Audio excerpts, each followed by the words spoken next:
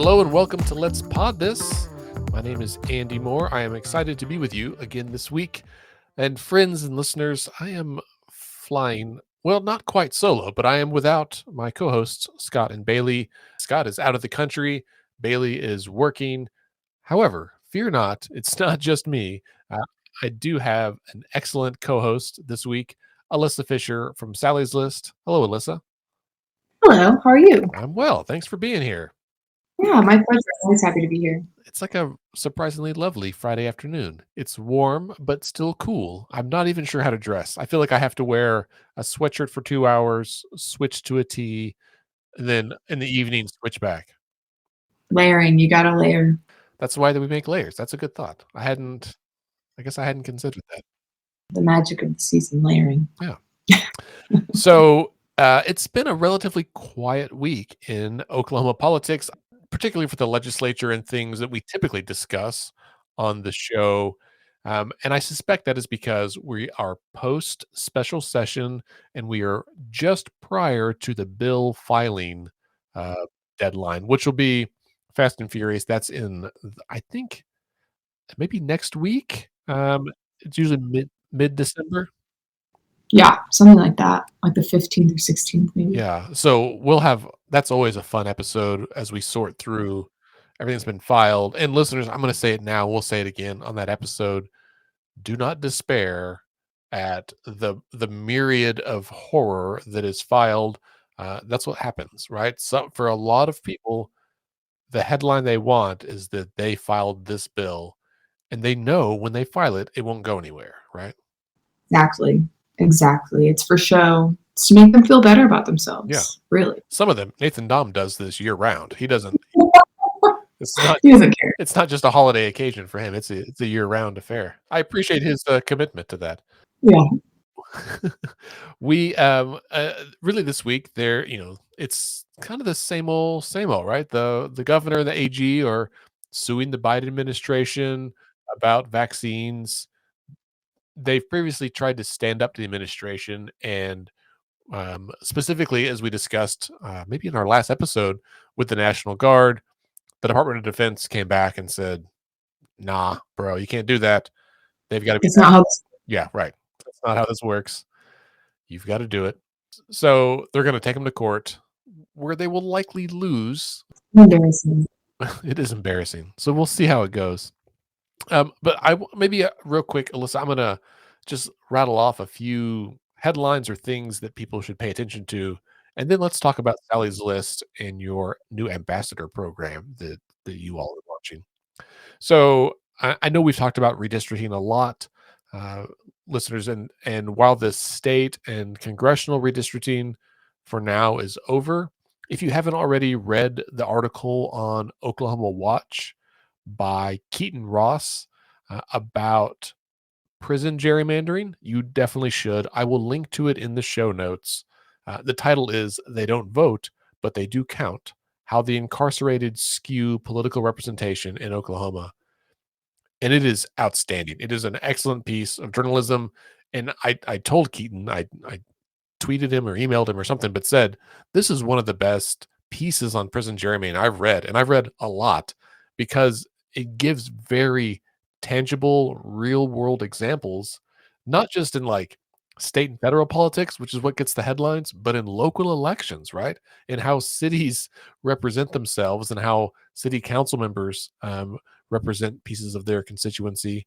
And the fact that when you think about not just the population of a district, but the voting age population, suddenly this makes a much larger difference. And so he also gives a lot of historical examples. So that's a big one. Be sure to read that. And then I think the maybe on a more fun note, if you are a viewer of Tiger King, Alyssa, did you watch Tiger King? I got through a couple episodes, but then it just made me feel very sad for these very sad people. It's like I wanted to find humor or joy, but it just made me feel bad for them and the tigers. Yeah, well, for sure the Tigers. There was a conflict of emotion. I will agree with you on that. And apparently there's a second season, which I have a issue with sequels anyway. Yeah. Oof. But Tiger King 2 is out on Netflix, I think, this month. And Trace Savage interviewed Joe Exotic several years ago when he was running for governor.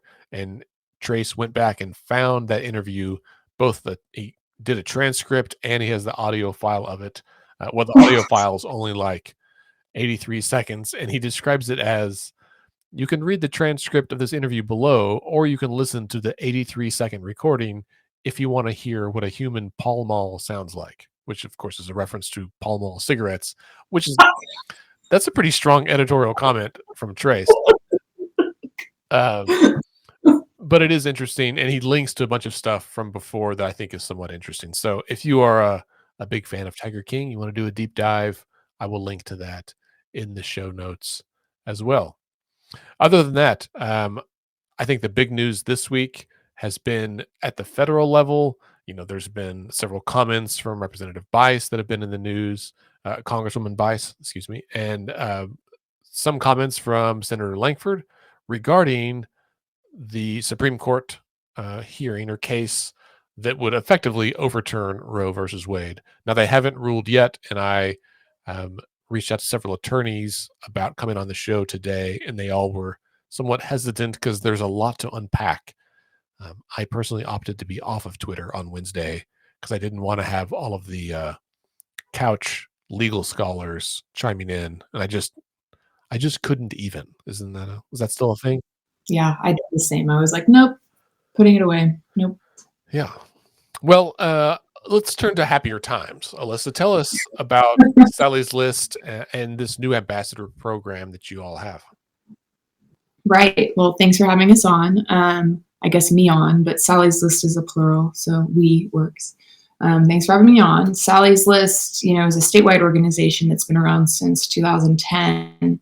But one of my efforts since joining Sally's List about 5 years ago or more was to really prioritize including and expanding to rural areas in Oklahoma, because realistically, I know that's where so much of our population is located, and those people matter just as much as urban populations. And rural progressives are probably some of the most isolated communities, I would say, in the state. I grew up in a relatively rural area, and I know what it felt like to feel really out of place or like no one else was thinking like me. But what our priority is to create an ambassadorship program where the applications are open now at sallyslist.org, where people can apply to join a community of like-minded people from around the state in rural Oklahoma and urban Oklahoma. There will be stipend positions where we will ask them to work 5 to 6 hours a month and track their local politics. So I'm hoping people will track their city councils, their school boards, and even some of the ongoings of their state representatives and senators.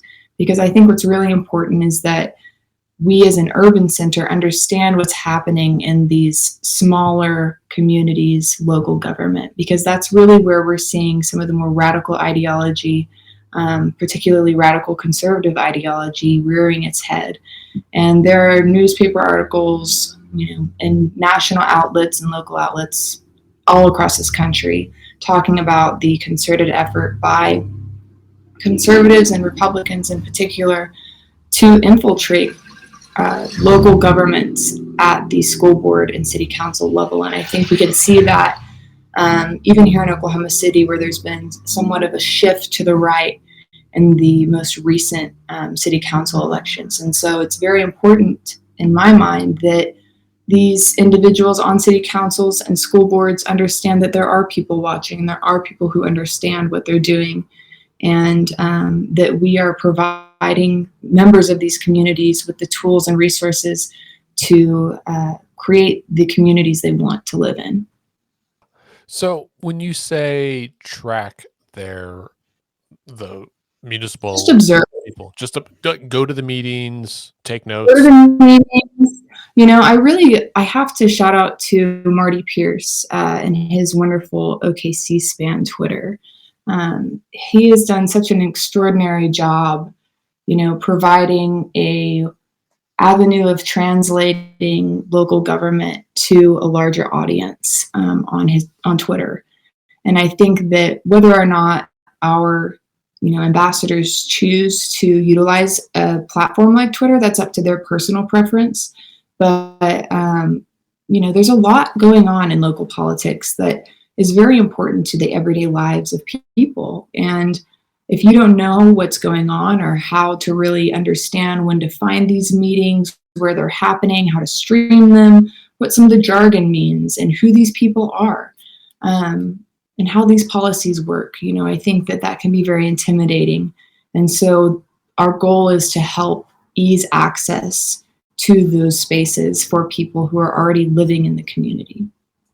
This is particularly interesting to me because of my role with Freedom of Information, Oklahoma.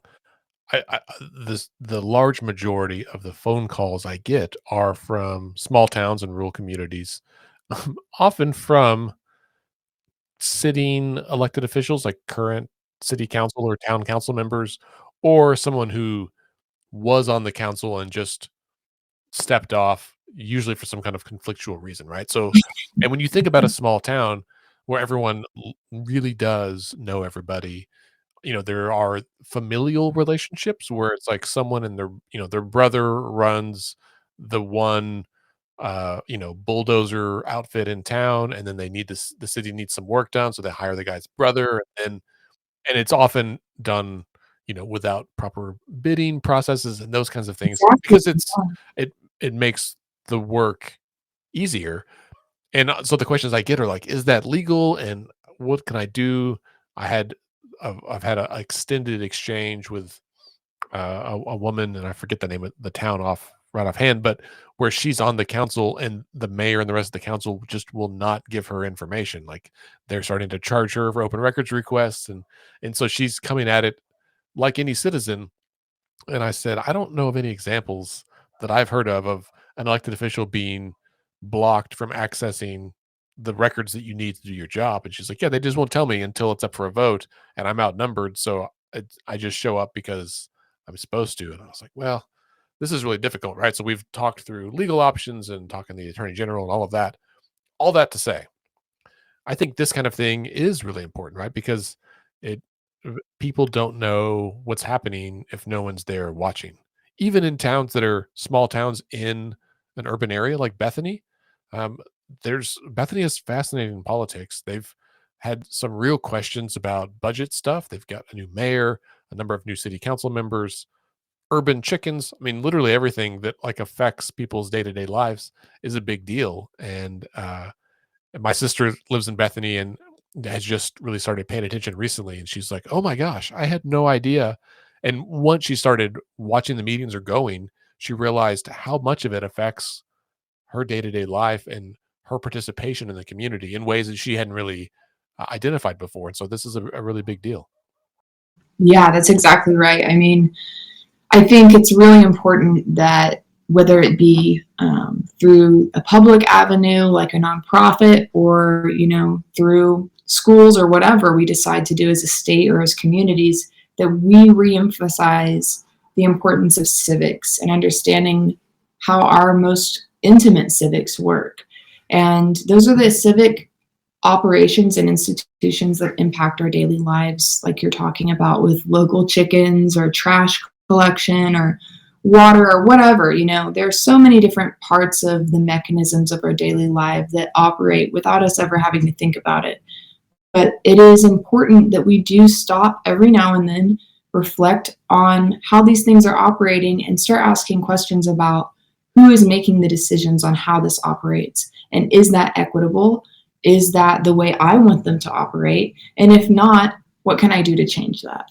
And so that's really what this program is aimed towards, is empowering people to build time in their schedule, because they will be paid for their work, because I think it's very important that people are paid for what they're doing, especially if it's something like this that is making such an important impact in their community and their own lives, and makes my job easier. I mean, I don't have time to track all of these rural communities. Like, I have enough to do, you know what I mean? So it's important that we, share our skills and resources and opportunities horizontally, I think, and make it accessible for everyday people to um, make time to prioritize learning about what's going on in their communities and reporting on that to us and hopefully to their community at large. So that, I guess that's my next question is, so you identify someone in a small town. I don't know. We'll say Prague, right? So you've got someone in Prague who's super interested in, and this ambassador program would basically pay them a monthly stipend to attend local meetings, right? City council, school board, what is it? And then they required or just encouraged to like report back to Sally's List, or are they encouraged to share it themselves?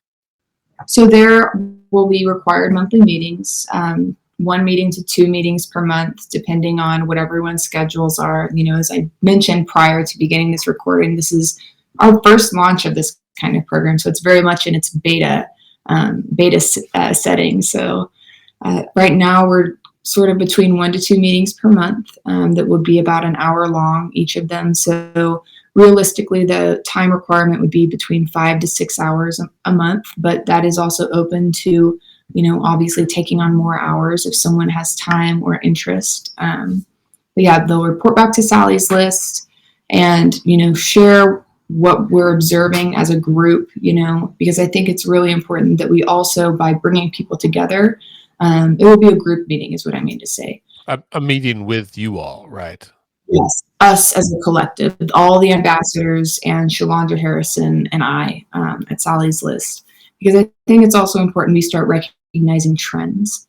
Because in my mind, it would be very naive to assume that there isn't a concerted effort to make changes across the state by various parties of special interests or political interests. And so it's really important, if we want to get in front of these kinds of efforts, particularly in my mind, I'm thinking about mask mandates or issues related to trans students.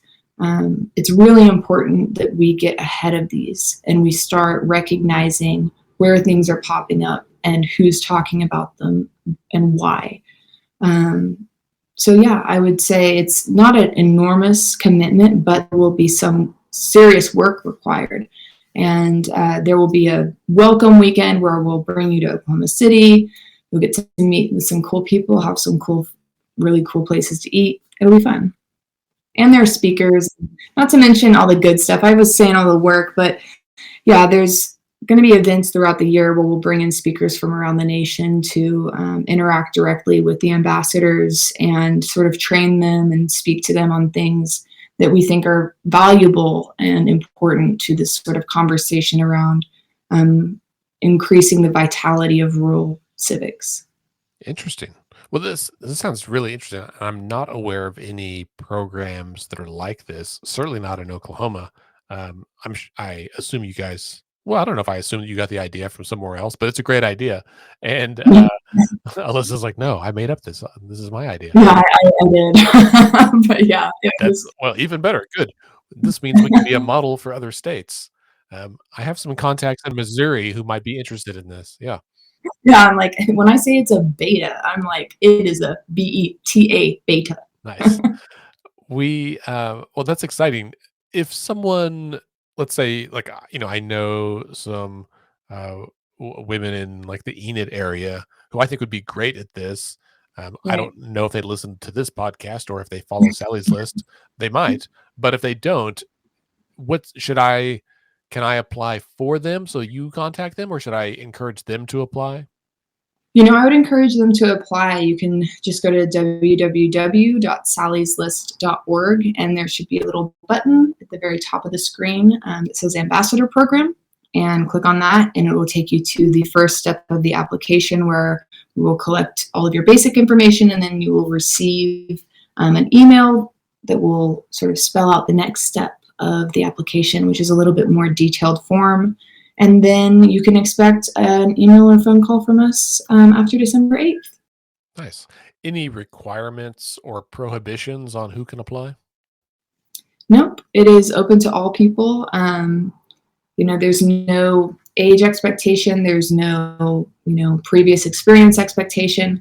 Obviously, a little bit of an idea of what you're doing, related to collecting data or tracking meetings or something might be helpful. But I think it's really important to note that those kinds of skills are, present in all the different kinds of places and opportunities. And whether you be working in the service industry or a professional in some other capacity, this is a position I think, so far as the ambassador program goes, I think it's a position that could be filled by anybody.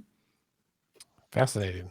I mean, it is difficult, I think, for some people, and maybe it's easier in rural areas. But I know in Oklahoma City, the city council meets during the day. Like, I cannot get to a city council meeting at the I time they know. start. They start at 9, and I can't. I have to drop my daughter off at daycare at 9, and so I can't be there till 9:30. Same with the board of county commissioners, and so Exactly. and I get that because the city well, they're not full time. Mhm. They also have jobs, and but there's a lot involved in representing your community, and you're also interfacing with all of the other city, county staff who are regular 9 to 5 or 8 to 5 Right. employees, and so there's a trade-off that has to be made, right? You gotta No one can make it to every meeting. In most places, you can stream meetings, which makes it more accessible, but it is difficult. Now, I know, though, in a lot of smaller towns where the elected folks also have other jobs, they frequently do meet in the evenings after work, They do. and so it might make it easier for some folks to participate in this program in those areas.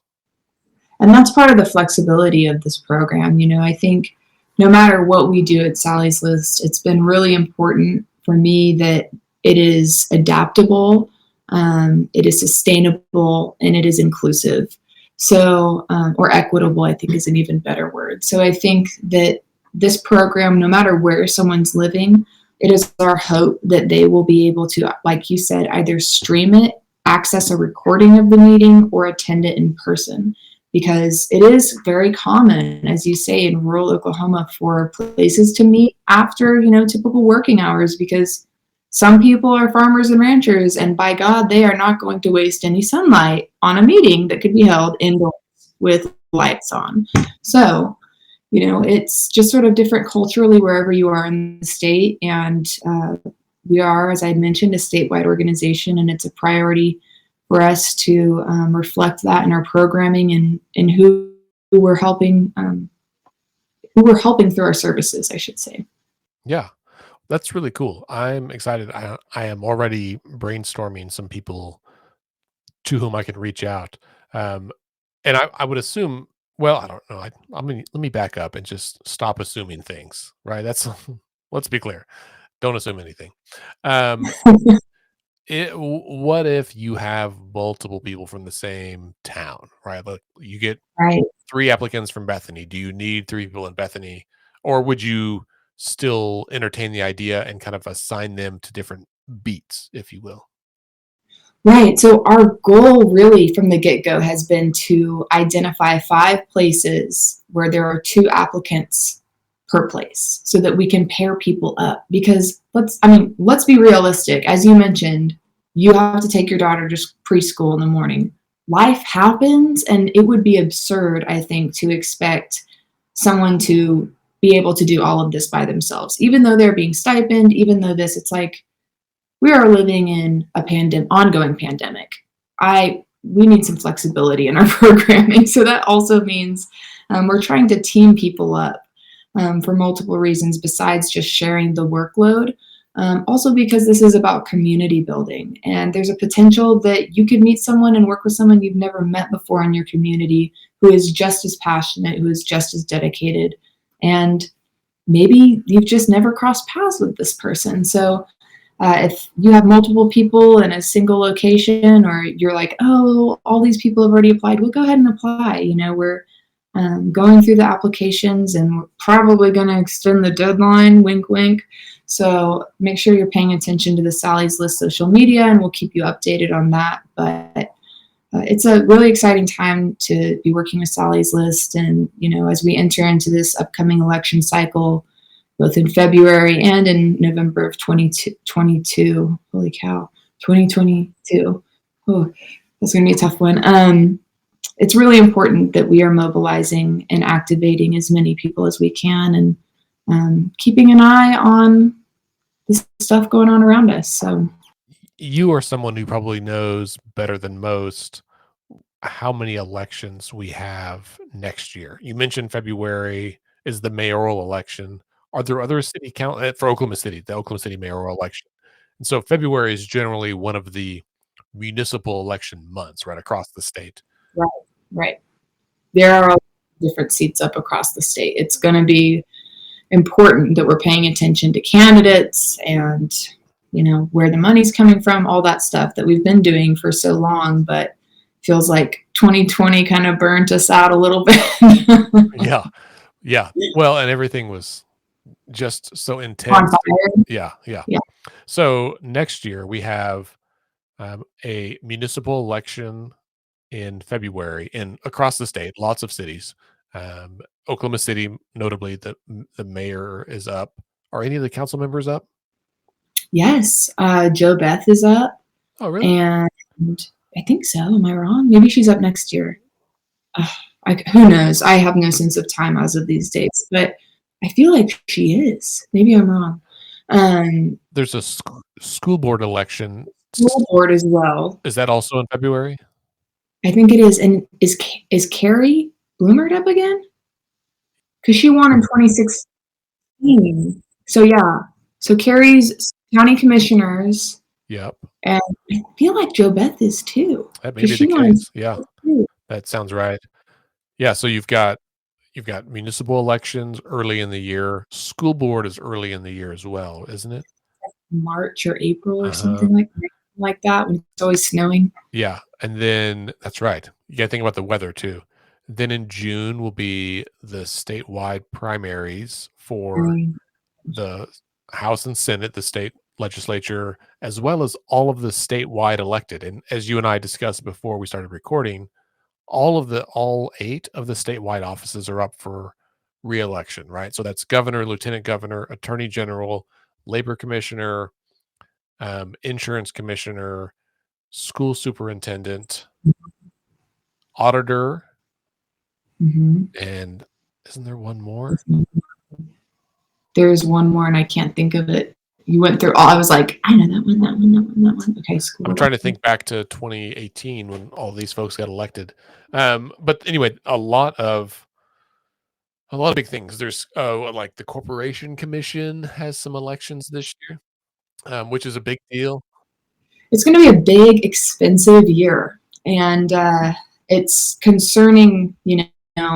It's fair that we are all burnt out, who have been doing this a long time, but it is time to mobilize and get going because the election's knocking on the door. So we got to start knocking some doors too. That's right. Yeah. So this is an opportunity for folks to get involved, right? And if you've never engaged with a campaign before, now's a great time, right? I think it's fun. I've knocked doors. I really just started knocking doors, I guess, in 2018, and I've done it for a few candidates. And I like people. I'm an extrovert, so it's kind of in my wheelhouse. It's still a little intimidating. I seem to always go on really cold days, like late, right before the election. And so this year, I'm planning to be more involved earlier. Like, let's do stuff at a state fair or a county fair Mhm. when it's warm, and you can just get out and talk to people about issues and about even candidates. And if you're someone like I'm an unaffiliated voter, I'm an independent voter.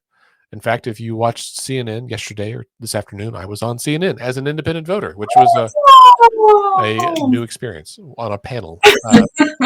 It was real funny because they very clearly just wanted independents perspectives on President Biden, and like the consensus was kind of like, he's fine, he's better than the last guy, but listen, we really need to change the system here. Like the problem is you keep asking me about red and blue, and I'm telling you that like that's part of the problem.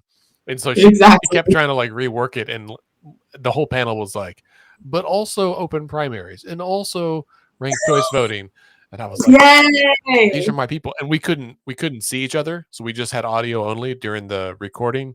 And so now that I watched it last night and I was like, well, none of you look like your voices sounded, but it was I started getting Facebook messages from some of them who, were like, "Oh, that was really fun, and it was so glad we all agreed on this stuff." And I was like, Yeah, "Nice." that's so cool. And they were all middle of the country folks, right? Indiana, Kansas, Arkansas, Oklahoma. So I felt like we had some commonalities there. Anyway, Absolutely. I was saying if you don't feel confident or comfortable, or for whatever reason don't want to engage with a candidate campaign, first of all, meet the candidates. Like, take time to meet the candidates, talk to them. When you get texts or phone calls, talk to them, ask to speak to the candidate, and get to know them personally because it changes the dynamic in your investment in the race. And I think in your sense of governance in our state. But if after all of that, you still feel like, ew, candidates, I don't want to do it, find an issue to be involved with. There is stuff going on, even if that issue is voter registration and acts and turnout, right? Oklahoma has the lowest voter turnout in the country, and we have for years. Even last year, when it was higher everywhere, it was higher here, and we were still last, right? The whole country moved up, and we just stayed at the bottom. And I was hoping that might not be the case, but it was. So, if you want to be involved in that kind of stuff, please go to letsfixthis.org. We are going to have a lot of really great opportunities, including some things around like boosting turnout for the mayoral election, right? And the way you can boost turnout is one, show up yourself or vote early. Two, help others, help your neighbors, go to parts of town that have historically low voter turnout and remind them, let them know, like, just say, listen, hey, I live in this city too. We should all vote. Like, this is a thing we can do together. It can be fun, right? You've done this kind of stuff. It totally is. I mean, I am the neighbor on my block who always has political signs, and it has really opened up a lot of great conversations with my neighbors. They come up to me and they're like, "So when's the election?" Da, da, da, da, da. And just providing even that simple beacon of like, I have a general idea of what's going on, so I put a sign in my yard. Like that can be kind of a opening beacon to people who are like, I kind of want to know. I just don't really have time, or it's intimidating, or whatever. So, yeah, I definitely made my rounds around my little neighborhood being like, hi, I know you don't know me, but it's, Tuesday's important. Please go vote. Do you know where you're voting? Da, da, da, da. And they're like, okay, crazy little lady, whatever. But I also feed the neighborhood cats, so they all think I'm insane. So it's fine. Well, that's fair. If you'd like an extra cat, ours is elderly and ailing, and we would Oh, it'd be great for him to go to a happy place. Someone who loves cats like you, and then he's he's fine. That comment reminds me, though, not about the cats, but about the talking to your neighbors. For several years, I have contemplated just buying a bunch of signs, like the cheap plastic bag signs, right? mhm, And mhm. that say vote next Tuesday. So it's just like a week in advance, and then just giving them out or giving away for a donation or something. And I, over the last couple of years with the gerrymandering campaign, acquired a bunch of the sign or the stakes for those bag signs. This is a good reminder. I might just do it because even like my neighborhood, there's 4 or 5 streets that kind of come into the neighborhood. And my first Right. thought was, oh gosh, like people aren't going to put these in their yards necessarily, but they might. But also, I mean, like we put out signs about neighborhood meetings and neighborhood garage sales and Yeah, that kind of stuff. Just a few signs that say, "Don't forget to vote next week," particularly for elections that people don't that are under the radar. Right? This may be a good way just to remind folks, and it is. maybe it's a demonstration project, right? Like we distribute these signs in certain neighborhoods, we put them out, and then we see if turnout goes up. What if that's it? I think, Holy moly! Like I know people say yard signs don't vote, but if the yard sign yeah, says go vote, that seems reasonable.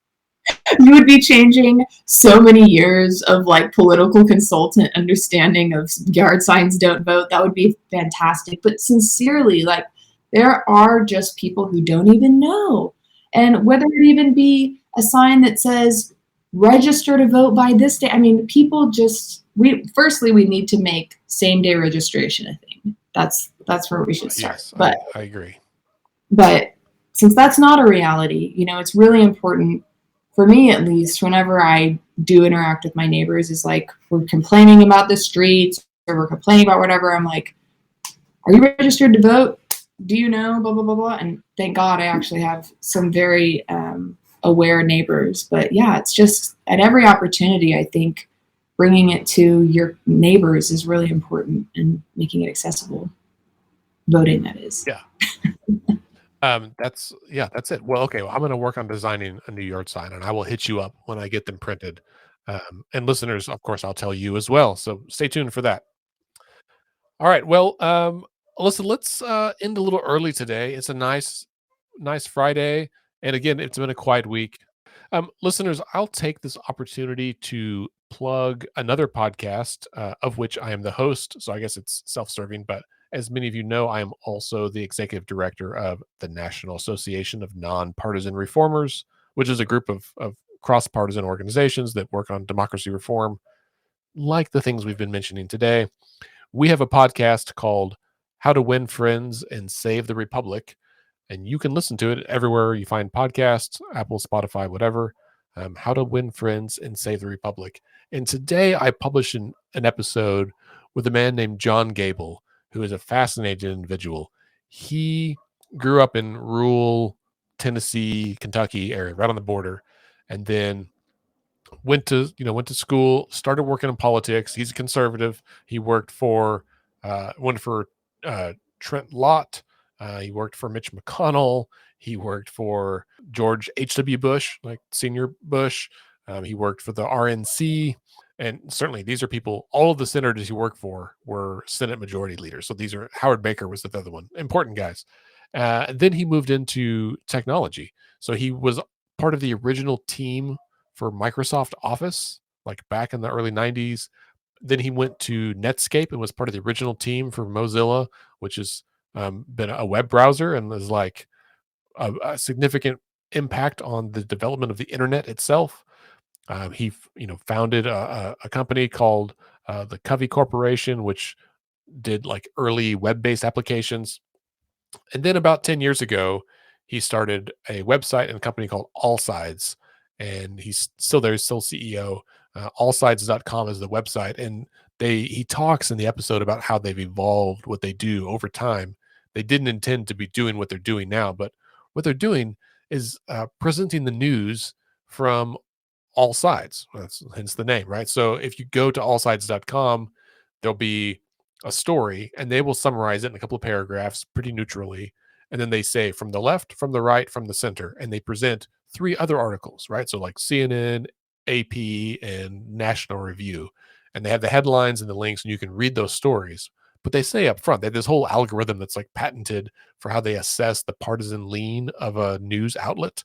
And they've got over 800 news outlets that are scored that they kind of aggregate on there. And so it's really interesting to see how stories are presented similarly and differently. And I think as a reader, it helps you kind of clarify where your news is coming from because you relate to it differently knowing up front, right? If you're not someone who pays attention and knows the partisan lean, I guess we all know that like Fox leans right, but individual articles sometimes are different and they kind of score it like if it's a little bit right or a whole lot left or whatever. Anyway, it's really interesting. He's a great guy. He's very affable. It's a good conversation. So go listen to How to Win Friends and Save the Republic. Okay. Alyssa, that brings us to the end of the episode. Thanks for having me. Thank you so much for being here. It's always a pleasure. You're welcome back anytime. Thank you. It was so much fun. Well, I hope your kitty, is doing well and you enjoy this beautiful weather. We've got to get outside. It's absolutely absurd that it's so warm in December. That's right. I'm going to go run fun errands to the post office right now, I think. Woo! Yay, it's time for stamps. That's right. Listeners, thank you for being here as well. I hope you enjoyed the weekend. We will be back, I think, next week. The holidays is always tough, but we will, I'm sure, record an episode at some point and publish it in the next week or two. We will definitely take off the week of Christmas. Just heads up about that. I think everyone has plans and probably needs a break. All right. On that note, remember, decisions are made by those who show up. Have a great week.